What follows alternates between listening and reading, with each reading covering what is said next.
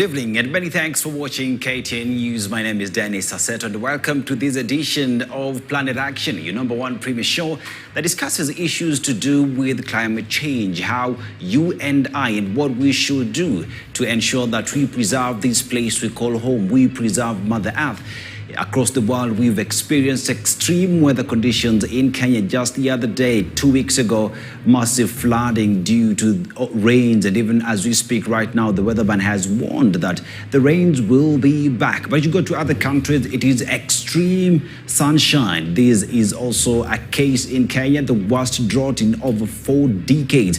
The country is experiencing cyclone in Africa, something that has never been seen before. All these triangulated back to climate change, a conversation that we'll be having today, and we shall be discussing issues to do with how we heat our systems, how we heat our buildings, how we cool our systems, talk about cold chains, talk about preserving our vaccines. That is a conversation we shall be having on the show a little bit later with an expert who understands that area. But now let us go to our top story this hour. Now, residents of Sericho and Gubatu villages in Isiolo South constituency have decried the poor state of the road section between Modogashe and Sericho that has made movement between the two shopping centers a difficult and risky mission following the heavy downpour in the upper regions that has led to Ewaso Nyiro River breaking its banks, wreaking havoc in the region. Now, the flash floods from the Ewaso Nyiro River have marooned hundreds of households in the two villages, making it difficult for children to access school. According to Abdedulo, an elder and resident of Sericho, transport along the Sericho-Modogashe road has become a nightmare for the last 1 week since the floods menace hit the area. Imetukaza zaidi. Unaona manyumba nyingi zimevunjika. Watoto hata wameshinda kuenda shule. Wale wako pande hii, wagonjwa wanaweza fikishwa kwa hospitali. Chakula naye huwezi fikia hii town. Kuanzia last year ile mafuriko ngine ilikuja, barabara yetu imekuwa laga. Hatuna barabara hapa. Sasa hata ile usaidizi governor ametupatia chakula ambayo tumepata, chakula iko huko nyuma ya laga na sisi town wakaji wa Sericho tuko upande hii. Sasa wamama wamepata shida, wamewacha watoto nyumbani, wengine wamebeba watoto, wamekuja kuvuka hii laga vile wewe unaona. Hata mifugo yote wametoroka. Wakaji wale watoto wako hapa hawana hata maziwa mwenyewe, wako na shida. Haya, sitima hatuna. Tangu mliona hii miti iko hapa, wenyewe wamefunga tu uko pale alitokea, uko pande wa Basoi labda. Hapa hii mfuriko, hii maji laga ya Ewaso Nyiro alituachilia. Anakuja hii direction. And in Machakos County, transport has been paralyzed along the Machakos-Kangundo Road as KENHA undertakes the removal of fallen rocks debris that has blocked a section of the road due to bad weather. Motorists are at crossroads, forced to use alternative routes after KENHA closed the section at the famous Kiamuilu Point where danger was imminent. Now, KENHA is conducting construction at the hazardous spot with work expected to conclude soon. The fallen rock debris has raised concerns about potential rock slides caused by heavy downpours that have loosened the soil. Last week, the authority cautioned motorists about potential hazards due to fallen rocks debris at Kaloleni. Tunamwaga maji badala iteremke inapanda, lakini siku hizi mawe ilianguka Saturday ikafunga kazi. Kwanza tuko na siku 4 bila kukula.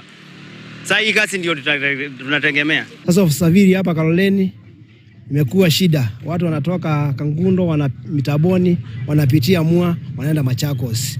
Wale wengine wanatoka pande ya Machakos, wanapitia Mua, wanarudi tena huko Kangundo. Kwa hivyo usafiri huko Kaloleni umekuwa shida kwa watu. So tunaomba wanaendelea kumaliza hiyo mawe, waiondoe ili usafiri urudi mahali yake. Now, as we talk about Mother Earth being angry, what are we doing about it? Are we contributing to making Mother Earth angry? Now, in studio with me is Elizabeth Wangeshi Chege, energy specialist at Sephirol and board member, Green Building Society. Wangeshi, Mother Earth is really angry, and we've seen matters to do with flooding, rains, rock slides that are happening in the country. And it is a sad state of affairs. But what has been our contribution is the big question. Today we want to talk about heating our buildings and as well as cooling the same. Is that a factor of climate change? Definitely. So thank you for having me here today. We have been talking about this for a long time. If I can kick back to, COP1, so to speak, we were at COP28 and we're looking forward to COP29. That's a long time of conversation. And the solution actually would come from us, the people, yourself and I. But it's not one person's problem. It's not one government's problem, because climate change, as you've seen, doesn't know any boundaries, doesn't know the tier of classes, doesn't know countries either. So we have been contributing a lot to it. And if we actually link to heating and cooling, where a lot of the activities are actually in the building sector or the built environment, we have around 40% of the global greenhouse gas emissions coming from buildings. And the consumption of energy is highly from the buildings themselves, if we consider our day-to-day lives. But when we talk about energy, it's not just electricity. It's all forms of energy, all forms of fuel. So when you talk about heating, we can start with today. I think it's been a very odd day, a bit hot, a bit cold. So when it's very confused weather, we don't know. But the scientists have been telling us. And I think now we're listening to the scientists, but not listening because we are listening, it's because we are adapting. It's because we have to. Those floods, the targeted numbers, the advice about where to live, where to build, all that data has been in the country for a very long time. We knew it. We've been talking about it. But we're not actioning urgently. We only action out of reaction.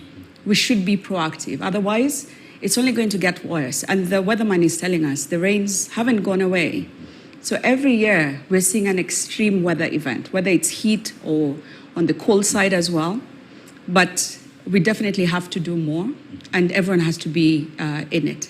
Now, Wangeshu, when you talk about heating and cooling your buildings, I mean, today, as you've rightfully said, was a confused weather. At some point, people were forced to turn on their ACs. And at some point, when it gets cold, you equally need to turn the temperature up so that you enjoy warm weather.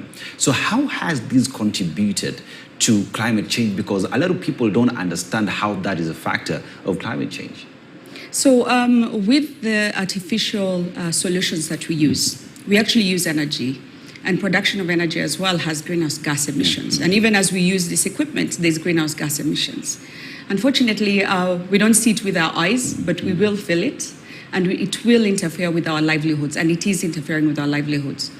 So there are solutions. For example, if we had designed our buildings so that we don't need to have artificial equipment, especially in Nairobi, in most areas you don't need an AC. If we design the buildings properly to look at where the sun rises, where the sun sets, where do we get the most wind from, take advantage of natural ventilation, have windows you can actually open. You know, coming here, I drove through Eastlands, and we still have this high rises being built that are right next to each other. How do we expect natural ventilation to actually get into people's houses or offices? So they go to artificial solutions, and those are the ones who can afford it. The same way with lighting. We don't have to have lighting on during the day. We have beautiful sunlight or daylight, even if we don't have the sunlight out. But you find little windows or blacked out windows as well. You know, we did a study on 100 schools and went to visit them across 13 counties. We still have classrooms that have been painted black. The windows are painted black so that the kids don't look outside. And then inside the classroom, you find one light fitting, a very old fluorescent or incandescent even. So we're not really working with Mother Earth as much as we're talking about Mother Earth being angry. We're not really working with our climate. We've seen that in the past. There are very easy solutions, and we call them passive solutions, that are they're normally forgotten because we want to copy and paste buildings and roads that look like other cities perhaps we visited. We spend a lot of money on that. It doesn't work in this region. We waste a lot of money as well. I know there's numbers that have been shared of how much we need to actually refurbish buildings that were flooded. Roads have to be constructed as per the stories earlier. But where are we constructing these roads? Are we refurbishing in the same places so that next year we can have this same conversation to say the road has been washed away? We really need to rethink how we're designing our towns, our cities, and our country at large. And now you've actually brought up something that is very critical, and we keep having these conversations with people in this space, and it's all about intentional planning and thinking about how we can work with the environment. Here's a question where if you want to put up a building, the first thing you need that happens is that tree needs to go down. We need to put a wall next to a riparian, next to a river. And when the river breaks its banks, where else does it go? Starts by attacking the wall that we put up for security. And it is a conversation on, do we have planners who think climate and how to work around it? If there's a tree here, how do I put up a building, whether it's going through that building, whether it's going through a certain window to accommodate that which is natural and is meant to be there? Do we have planners who think about this? I think we do, and I have come across some. They're working in an environment that, the building code is dated 1968. We have one that is signed going through the National Assembly. We had the National Building Forum last week where we were hoping that there'll be an announcement that the building code is available and ready to use.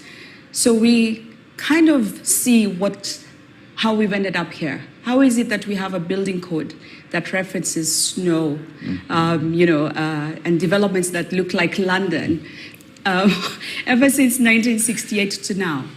So it's been a rogue environment of development. And this is why some of us got involved in the green building part, because we use international standards for the lack of local standards that would meet the needs of the climate, but also the people.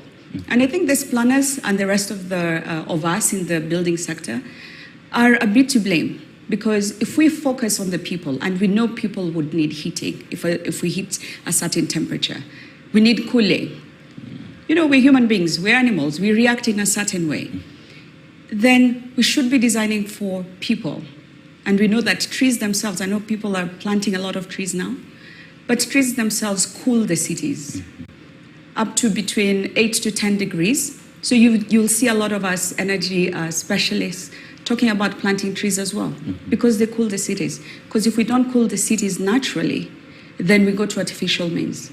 And there goes again that issue about greenhouse gas emissions and the money. We'll talk about the money shortly as well.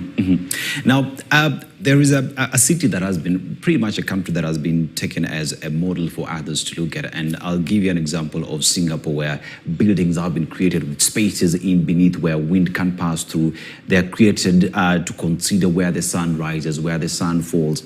And how important is it for us to look at this? Because others would say it is feng shui, or it is what they believe in. But in reality, whether it's feng shui or it is what they believe in, it is working. In terms of now the science and the need for us to inculcate and involve all these synergies together with the environment, how critical is it for, say, Nairobi, to be specific? It's highly critical for Nairobi. What we're creating is a city that looks as it is now. If you compare it to 20 years ago, the situation will only be worse, because we're adding more developments, we're adding more people in this city. And if we ignore the weather, the climate, then you'll just see what has been happening in the last 2 weeks, happen a lot more, which is a shame, and deepest condolences to those families. But what it's doing, it's plunging Nairobians into poverty as well. I know quite a few people who've lost their homes and they have no livelihoods. So the little money someone has to find a way to survive. And one thing I go back to, whether there's a building code or not, it's in our constitution. It's a basic human right for you to have a place where you can live, have that environment that you can get clean water, that you have access to electricity. But over and beyond that, we have the best climate. We don't get extreme winter, we don't get extreme summer, we are the equator, but we're not taking advantage of that at all. We are just copying and pasting and pouring a lot of concrete. We're not really designing, considering that if you design a building that faces east-west and you have your glass on east-west, you'll have highly the morning sun and the setting sun as well. So basically what you've created is a microwave, and everyone in there will be cooking and definitely not want to be there. But some of the times these buildings face this way because of the roads, because they're facing the roads. So who marks where the roads are? Who marks these plots? It's our town planners as well. So the planners and the designers have to sit together. If we're going to get out of this situation we're in, we really need to start with urban planning. But when I talk about urban planning, we also have to consider out of Nairobi the other counties. It's quite good the way devolution has allowed us to build in the 47 counties. But at the same time, it really worries me because if we're copying and pasting what Nairobi has been doing, then we have 47 other issues and towns to worry about, and the people living in those areas. The counties themselves are orientated differently. There's a national spatial plan. That needs to be looked at. You know, ever since we had the boundaries of the country, the spatial plans that were done, they need revisiting. And they need revisiting because climate is changing. People are changing how they live. So we need to look at how and where we place this built environment so that it's suitable for us, suitable for you and I now that we're using internet. We want to work from home.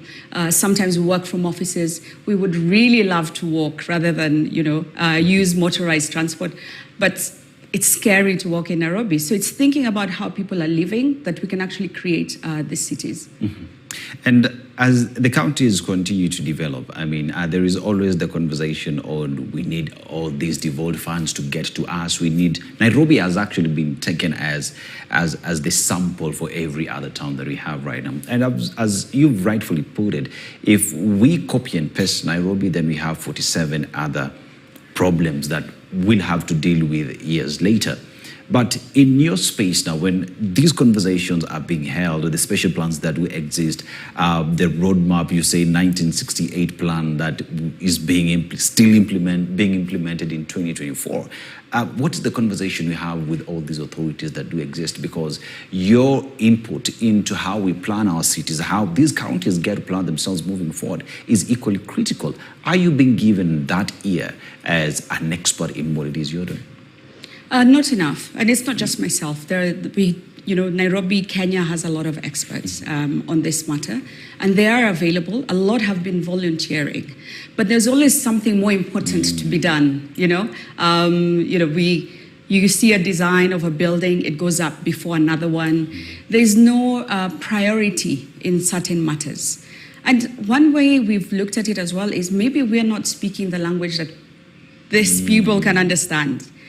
And where we've started looking at is investment. If we talk to the financial institutions and actually say, for these developments to come up, you're the one funding it. And if you're funding a development that is not resilient, that is not low in carbon, that is not responding to the climate needs and the people's needs, then you're part of the problem.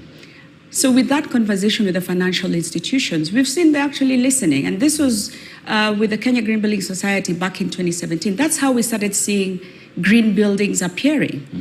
But at the same time, we've seen green buildings being seen as for the elite. Yet we have informal settlements where we can actually start with passive design principles, but not to encourage informal settlements to grow. And we started asking questions. Where are these informal settlements? Why are these people here? Over 20 years, we've had Kibera, Mathare, Kawangware, and they're still growing. And there's many more coming up. So that needs taking a step back, re-looking at these plans we've talked about, but also looking at the investment that's going in certain areas. We've mentioned about cooling. We've also looked at how are these people being fed? How does food get to the people? How does it remain fresh and nutrient efficient as well? So there's things like also cold chains missing. So we've seen that the biggest energy consumption will be coming. It's a blind spot that has remained there, not just in Kenya, but globally. Because if we have the cold chains that we need for agriculture to get the food from Nakuru to Mandera, then that's a lot of transport, cooling facilities that have to come into play, and all of them have to be plugged into a grid or renewable energy directly. Something we should have learned better is what happened with COVID. We couldn't get our vaccines from the port to the farthest point of this country at the temperatures they had to be at. So we threw many, that we had headlines showing that we lost a lot. We're still losing a lot of vaccines because we don't have that cold chain.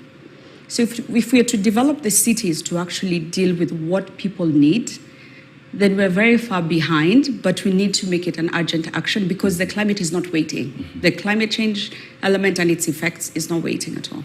You see, even doctors across the world, especially the virologists, are warning that because of the changing climate, we will keep seeing more COVIDs, similar pandemics that will be hitting the face of the earth.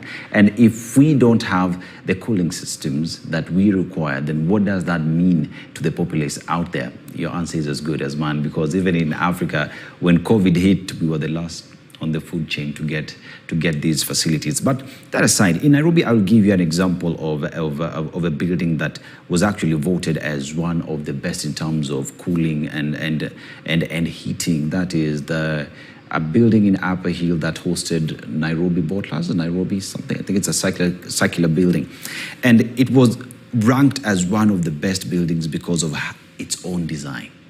Therefore, as we move forward, it is said green buildings are for the elite. How do we then make it affordable for the many? It has to be affordable for it to be inherent in everything that we're thinking of. So the code, the building code that is, we're just waiting for it to come through, does include some of these elements that I am talking about. And actually that building code, as soon as it's out, we need to relook at all the buildings. We need to check all the buildings on where they are, on how they meet that building code.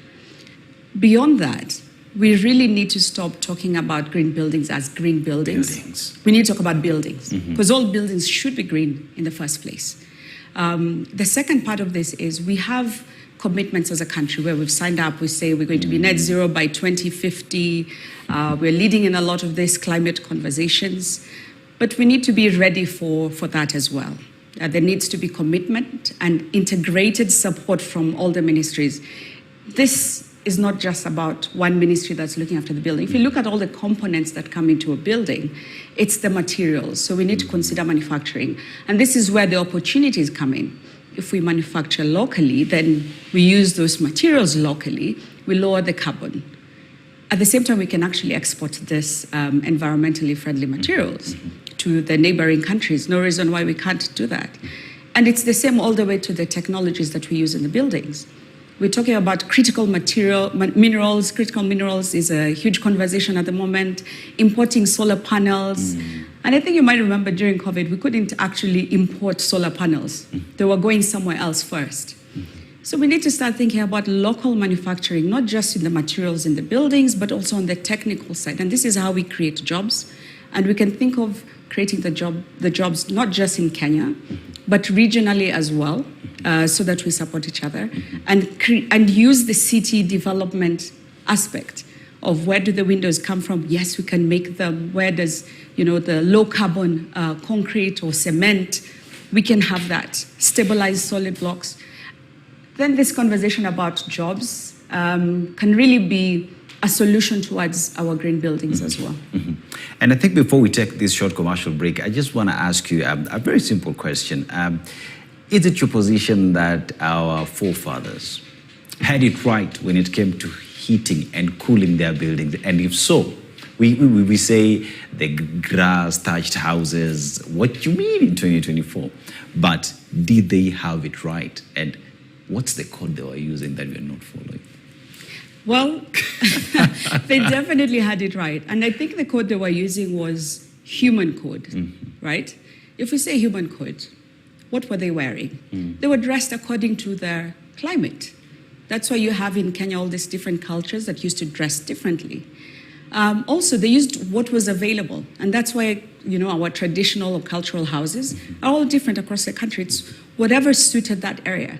Then clever us decided, right, let's import everything, let's have all this technical stuff, whether we need it or not. And here we are.